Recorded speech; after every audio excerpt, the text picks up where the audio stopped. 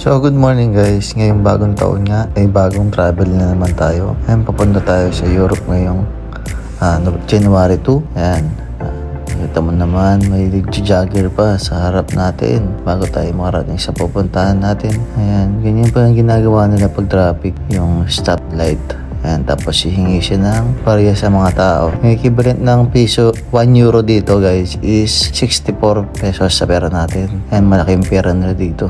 Pero syempre, mataas din yung cost of living, mataas yung bilihin, mataas din yung tax nila dito for sa atin. Hindi nga pala ito sa pilitan na pagbibigay. Ito ay kung gusto mo lang magbigay. Kung naawa ka o kung gusto mo magbigay, magbibigay ka lang. So ayun na nga, nakarating na tayo sa hotel natin. Ayan, tinisilip pa namin baka bumigay sa bigat ng maleta namin. Nasilip ko nga muna sa kasama ko kung kaya. So kaya naman. So pag-akyat namin ng kwarto, ito yung bubungan sa amin, napakaganda.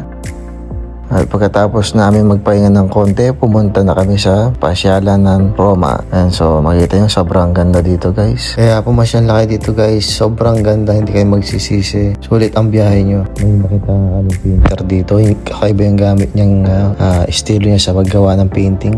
May apoy, may pilox, ginagamitan ng papel. Basta kakaiba siya sa nakikita ko sa mga video na napapanood natin sa iba't ibang social media. So yung mga nagtatanong kung bakit hindi na ako nag-upload nung nakaraang buwan ng mga vlog natin, nabisi tayo, pasensya na guys. Pero sana, hopefully makabalik tayo sa pagpa-vlog. Patuloy yung panonood at pagsuporta nyo sa akin.